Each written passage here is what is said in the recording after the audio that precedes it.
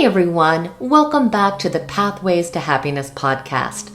My name is Nena Lavonne. I'm a life coach that specializes in life transformation and personal development. And today I'm really excited because we are going to be talking about what exactly it is that makes a life well lived and really delving into the topic of positive psychology.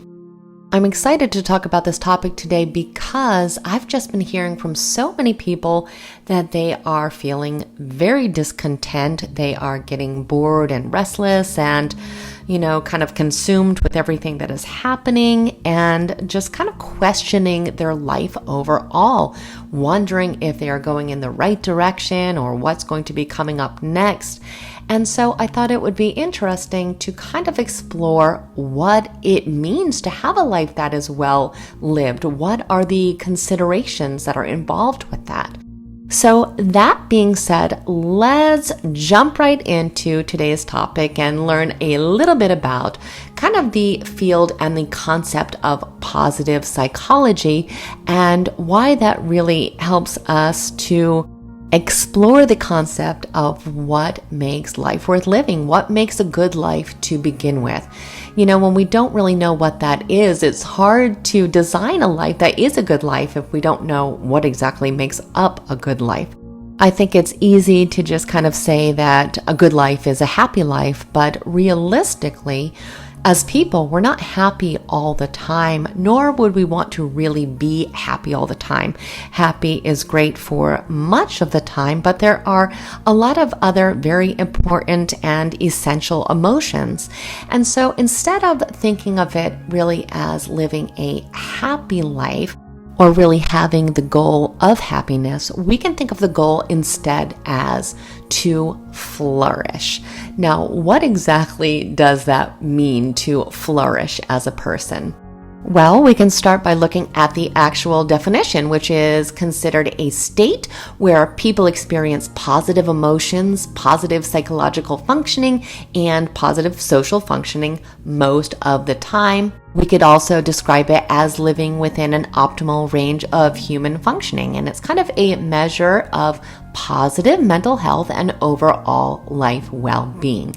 And this includes a lot of different components and concepts, and we are going to be talking about all of these things today. Now, most of my study on this topic has come through the field of positive psychology, and a lot of people don't even know that positive psychology exists. So let me just say a little bit about that before we move on now. It is really a very, very new domain of psychology, and it really came about in 1998-ish by a man named Martin Seligman. And what he really determined was that so much of psychology was focused on mental illness. And while that is incredibly important, he also felt that it was very important to study human strengths and what makes individuals be able to truly thrive in life. So it's very important that we study optimal functioning as well as mental illness and other mental conditions as well. So again, today we're going to be talking about that positive psychology, which can really be described as the study of the good life, or again, those aspects of the human experience that really make it worth living. So in his studies, he determined that there are really three paths to living a happy life: the pleasant life, the good life, and the meaningful life. His target really was life satisfaction. And what is interesting is that he figured out that the amount of pleasure that we experience in our life did not actually add to life satisfaction. And if we think about how we normally live in our modern day society and what our priorities are kind of centered around, it's the idea of pleasure. And we know that actually pleasure and happiness are two different concepts and constructs. So I think a lot of us overall are kind of heading in the wrong direction if we are thinking about a life that is a happy life, that is a life that has a lot of flourishing, because our main goal usually is to achieve as much pleasure as possible and to avoid pain. Now, of course, that makes a lot of sense. We learned that as children, that we want to, have as many pleasurable experiences as we possibly can, and we want to avoid pain at all costs. And that's something that is extremely logical. However, it does not actually lead us to live our best life. So, according to Martin Seligman again, what he considers having a happy life that is full of flourishing, we need to think about those three concepts.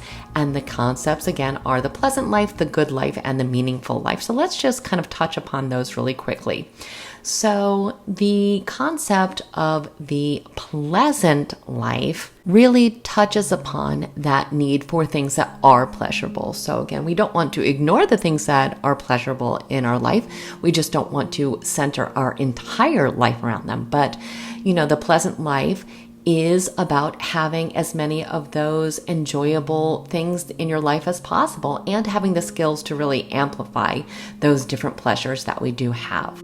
The next is the good life, and that is kind of his way of saying that it is the embodiment of our strengths and our virtues, and we're going to talk much more about that.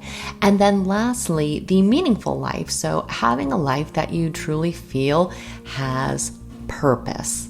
So how do we know how well we are doing in these different categories? How do we know if we are flourishing as a person? Is that something that we just kind of feel internally, or is that something that is actually measurable? Well, Martin Seligman did kind of create some kind of comprehensive measurement of flourishing. So I thought it would be fun to kind of go over the 6 domains that he felt contributed most to the experience of flourishing and asked the different questions that he thought was a good measurement of knowing how we are doing in each category. So first, let's list what those 6 domains are, and they are happiness and life satisfaction, mental and physical health, meaning and purpose, character and virtue, close social relationships, and financial and material stability. So he felt all these factors really contributed to how much flourishing that we are feeling. So we are going to take a quiz that is going to be kind of a comprehensive measurement of our flourishing. But I want you to keep in mind that only 40% of adults, according to this measurement, really consider themselves to be flourishing. And I think that sounds pretty accurate, because if you look at so many people in the world today, how many people do you know that are actually truly happy or feel that they are flourishing in life? It's probably not too many. When we think about the happy or content people in our life, we can probably list them on one hand. It is not the general experience of people right now. And that's why it's so important that we put our focus into figuring out what does make a happy and meaningful life for us, so we can really strive for that, because it does not seem to be the norm anymore. So let's look at this kind of quiz that he came up with. And so for the first 2 questions is going to be about happiness and life satisfaction. And we just want to kind of, think mentally about what these answers are, or you can write them down. But we want to kind of get a feel overall of whether or not we are personally at this moment of our lives really flourishing. So the first 2 questions have to do with happiness and life satisfaction. So overall, how satisfied are you with your life as a whole these days? So 0 would be not satisfied and 10 would be completely satisfied. Second question, in general, how happy or unhappy do you usually feel? 0 is extremely unhappy, 10 is extremely happy. So what in the range of 0 to 10 would be your answer? The second category is mental and physical health. So the first question is, in general, how would you rate your physical health? 0 would be poor, 10 would be excellent. How would you rate your overall mental health is the second question. 0, poor, 10 would be excellent. Now let's move on to meaning and purpose. So the first question here is overall, to what extent do you feel the things that you do in your life are worthwhile? 0, not at all worthwhile. 10 is completely worthwhile. And the second question, this is a great one. I understand my purpose in life. 0 would be you strongly disagreed, and 10, you would strongly agree. Next, we are going to move on to character and virtue. And the first question is, I always act to promote good in all circumstances, even in difficult and challenging situations, with 0 being not true and 10 being completely true. And the second question is, I am able to give up some happiness now for greater happiness later. 0 is not true and 10 is completely true. Moving on to our close social relationships. Number 1, I am content with my friendships and relationships. 0, strongly disagree. 10, strongly agree. Number 2, my relationships are as satisfying as I would want them to be.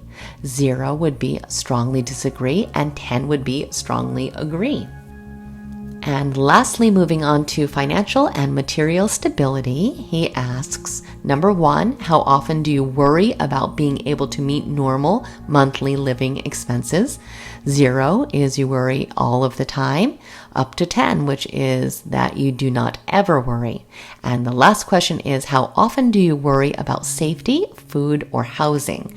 0 would be you worried all the time, up to 10 would be that you do not ever worry.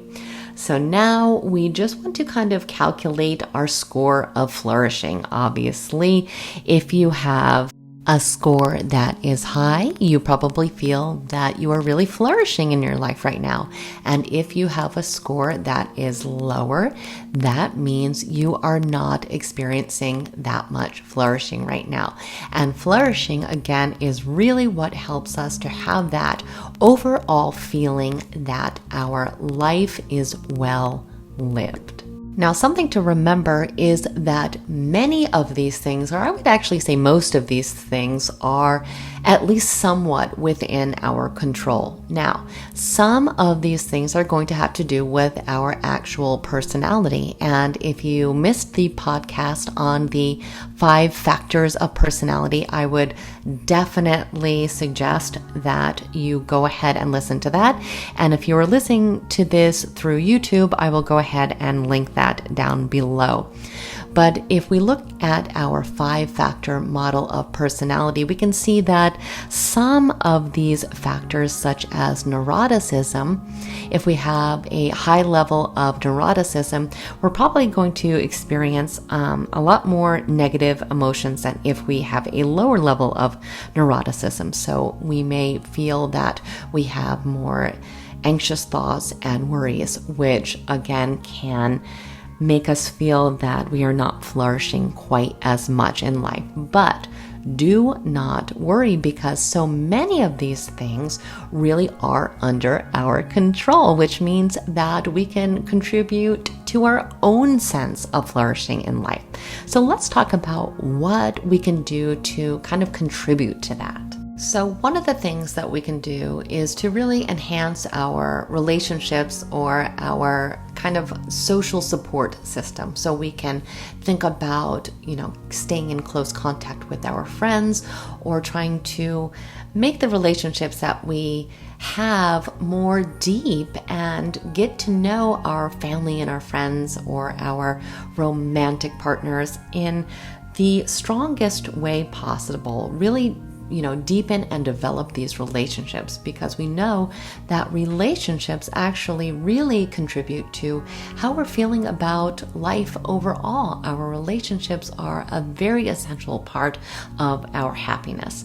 Another thing that we can do is to really focus on having positive experiences in our life. And a lot of that comes down with making sure they happen, because we need to plan them. We can't just expect these things to happen on their own. So we can, schedule events and activities that are meaningful and exciting and fun and fulfilling, and really set goals in our life. If we don't have goals, we have nothing to work up to. So we a lot of times feel that our life doesn't have a lot of purpose. So it's important that we are setting both small goals and big long-term goals to help us really have milestones in our life, because achievement really is part of what makes us feel that our life is well lived as well. We don't always want that to be the case, but that is a reality, that our achievements really do matter for us. But it's not always the final goal that matters. A lot of times it's just that journey to the goal. And the journey is the most important part, is the exciting part. It's the part that really fills us with passion and gives us something to anticipate and look forward to. So a lot of times, again, when we get to the actual goal, we just end up setting more goals because we love that feeling of expansion and that feeling of having a journey in the first place. Another thing that we can do is, and I say this all the time, is to really focus on having more fun in our life. We talked about having those little pleasures in our life. So we want to make sure we are incorporating this in our everyday life all the time. We want to make it a priority, make sure that we are planning adventures and vacations and keeping life interesting and going out to dinner sometimes, or to the movies, or, just trying different things that really have that feeling of expansion in our life, because we just want to keep it interesting. We want to stay inspired. We don't want our life to end up feeling stale. And the other thing we need to do is really focus on that purpose or meaning. So we want to really think about our values and our morals and work with them to find things that we love and that are fulfilling for us, whether that's in our work or in our hobbies or free time. But make sure that we are always living a life that is truly authentic to the things that we believe in, so to our values. And overall, if we really want to think about that concept of human flourishing, Dr. Martin Seligman really gave us a model, which he called the PERMA model, the PERMA model, which represented all the things that he felt contributed to that sense of flourishing. So the 5 factors that he came up with are positive emotions, engagement, relationships, meaning, and accomplishments. So the P is for positive emotions, the E is for engagement, the R is for relationships, M is for meaning, and A is for those accomplishments. So if we really keep that in the back of our mind, we can think of all the things that we really need to focus on to, again, contribute to all the things that are going to make us feel well and happy in our lives. And I think a lot of the problem is that so many of us don't think about those things because, as I mentioned earlier, so much of our modern day society has priorities that are really shallow. So by shallow, I just mean a life that includes no really great thinking, the life where we just kind of focus on, having a job, earning money and doing all the things that we have to do, kind of checking off the boxes. And not that those things aren't important, but that's never going to give us the feeling that our life is well lived, because there's so many more layers to it. There are so many things that we have as needs that need to be addressed. So when we're in this unique time right now, we can really give a lot of thought to whether or not we are flourishing right now. And if we aren't, what can we add to our life to really create that sense of flourishing that is going to give us that sense of happiness and fulfillment and peace?